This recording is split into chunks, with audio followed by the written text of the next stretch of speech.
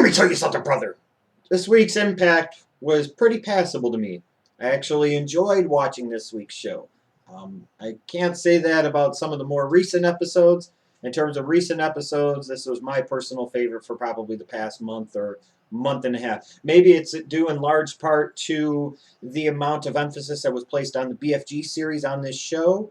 Even though we really didn't get like a definitive announcement of the 12 members like I thought Hogan had promised before, but whatever. The Hulkster does whatever the Hulkster wants to, doesn't he? The Hulkster should kick off every week's episode of Impact, brother. Just like he should be the 1 hour main event every week, brother. Just like he should also be the main event segment, brother. The bottom line is, dude, all of you guys need to go to ImpactWrestling.com and vote for either Robert Roode or Jeff Hardy to be the first person next week on Open Fight Night, brother, to be able to call out somebody else, dude. All I know is none of these screaming Hulkamaniacs really want to see Robert Roode or Jeff Hardy, brother. The only thing they really want to see is Hulk Hogan, brother. So that's why I'm wondering why I wasn't one of the options, dude.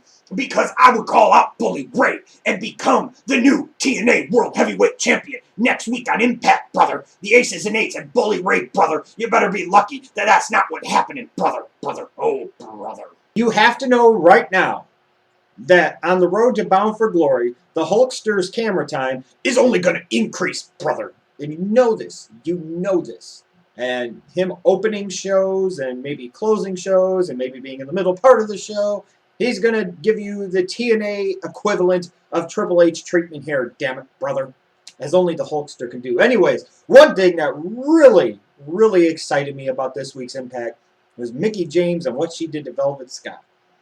This, to me, is kind of how you do a heel turn. I love it.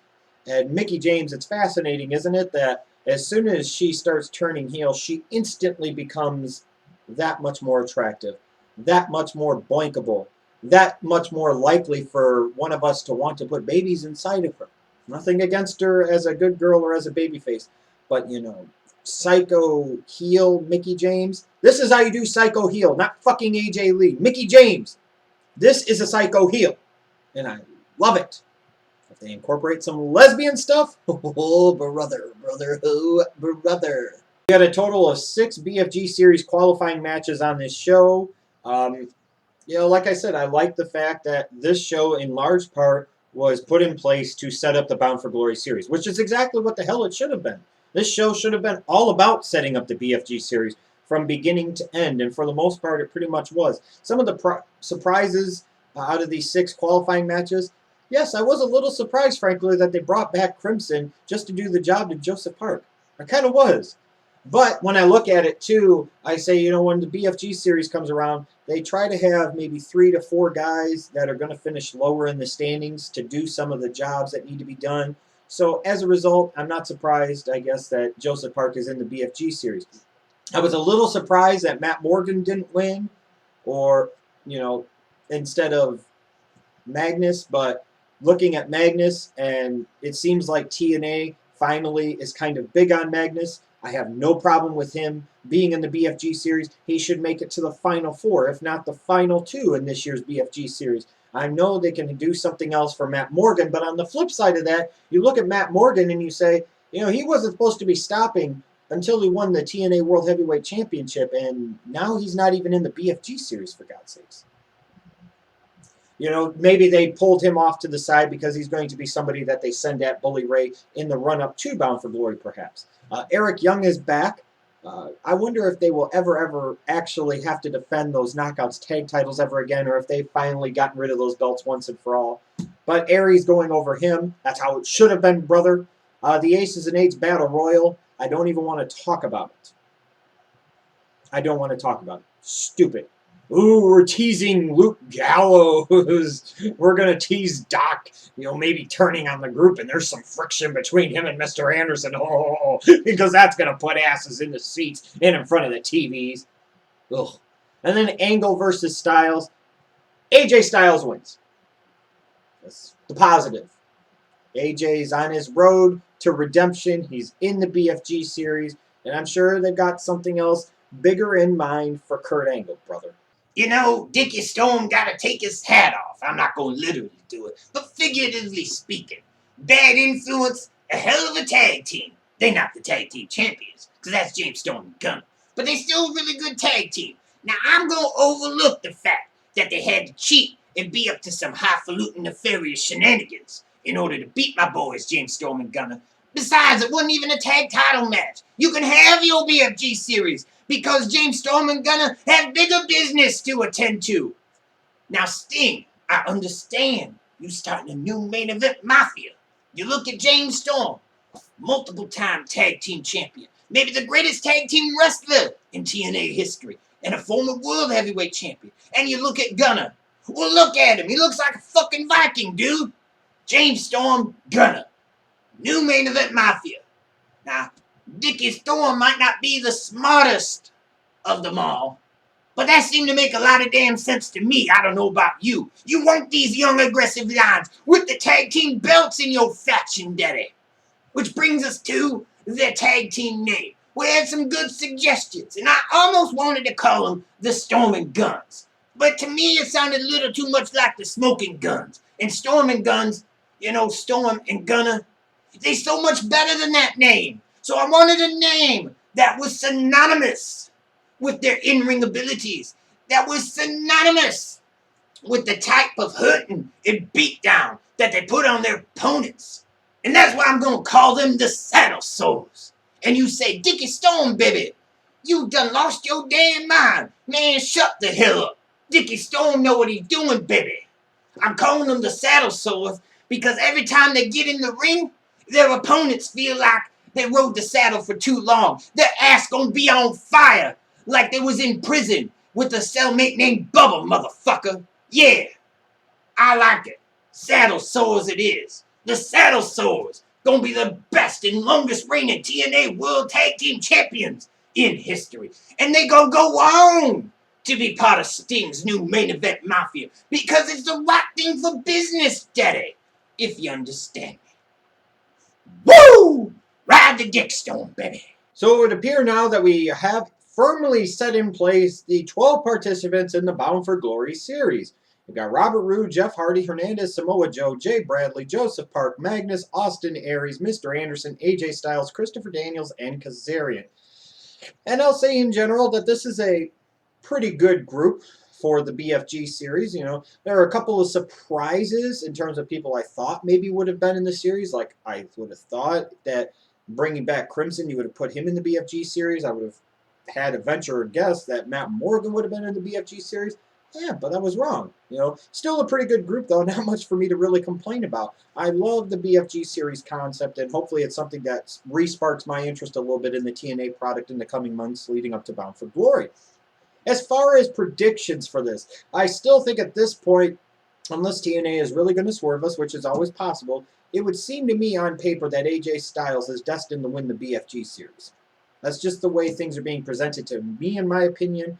That's the way I feel at this point. In terms of the other three men that would maybe make the Final Four, I don't think Roode or Aries will, because I think those two might cancel each other out, or one might screw the other, who screws the other and keeps them both out of the Final Four, and then they have like a big blow-off match at Bound for Glory.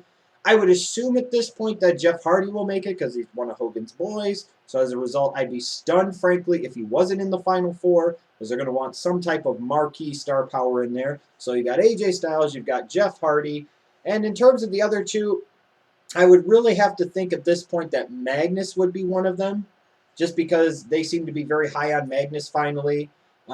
So I would think he would make it maybe over Samoa Joe, because let's face it, if you're going to say, well, who are they going to, put more importance behind or put more significance in, look at TNA's track record with Samoa Joe for the most part since Hogan and Bischoff came in at the beginning of 2010. It's not a great track record 3+ years later, so I'll go with Magnus because he's younger and he's British, and that's something that they may want to feature as a company. And the fourth guy, you'd probably have to assume, having one aces and eights guy in there and Mr. Anderson, that he probably would make it, unless you had something where maybe Doc down the road screwed him out of a spot. But I would have to think at this point, more likely than not, it would be AJ Styles, Jeff Hardy, Mr. Anderson, and, like I said, most likely Magnus.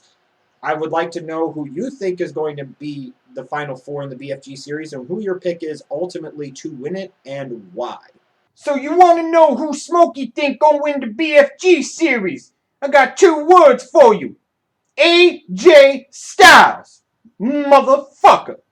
A lot of people heading into this week's Impact apparently thought that, based off of what Sting was tweeting, that we were going to get some type of heel turn out of him. Oh, no, no, no, no, no, no, no. How silly of you indeed. We're going to get a whole new family. We're going to get a whole new main event Mafia. Oh, boy.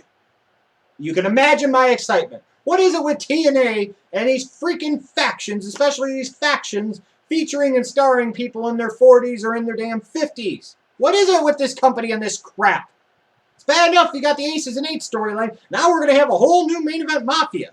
Yay! Not just one bad, dumb faction, but potentially two of them. And if this was a way, in theory, to quickly accelerate the demise of the Aces and Eights storyline, it might be something I'd have to accept. But more likely than not, this is a way for TNA to try and inject new life into the crappy Aces and Eights storyline and faction, and as a result, drag this crap out even farther, perhaps into 2014. Oh boy, indeed. Now, I was trying to sit there and figure out who all Sting would bring into his new family, his new main event Mafia. And I was trying to bandy about some names, and you guys can feel welcome to do so yourself in the comments section. Now, in terms of some of the names, I'm looking at guys that are 40 and older, because that would make sense from TNA's standpoint. I'm also looking at guys that aren't in the BFG series, and for some of them, you wonder why they weren't put in the BFG series.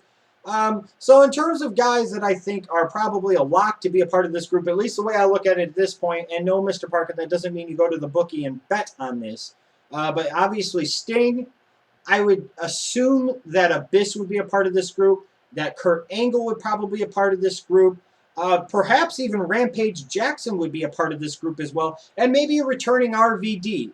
So if I had to put some type of money on it at this point, at least 4 of those 5 I'd feel very confident in. The Rampage one, but I think there's a possibility that he would be in the group as well. So let's just say he is.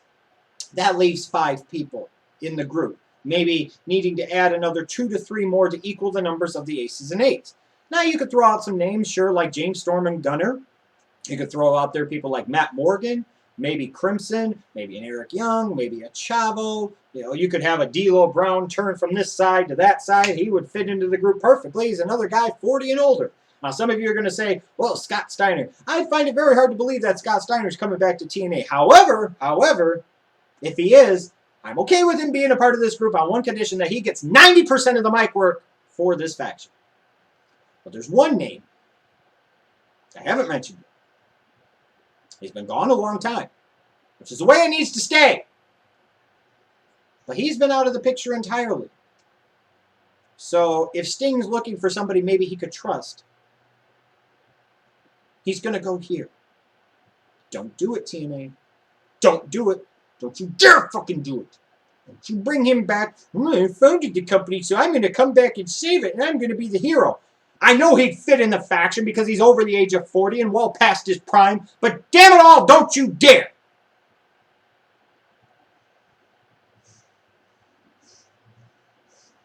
Besides, if it's a main event Mafia, a real main event Mafia, then this slapnut has no business being in it. He was only a main eventer because of the company he founded. Every time he was ever in the main event picture, a company went to shit. See WCW. See the first several years of TNA, where he buried talent left and right. He pulled his own Memphis style of Triple H-ing, damn it. That's what they call it, it's Triple H-ing. Do it.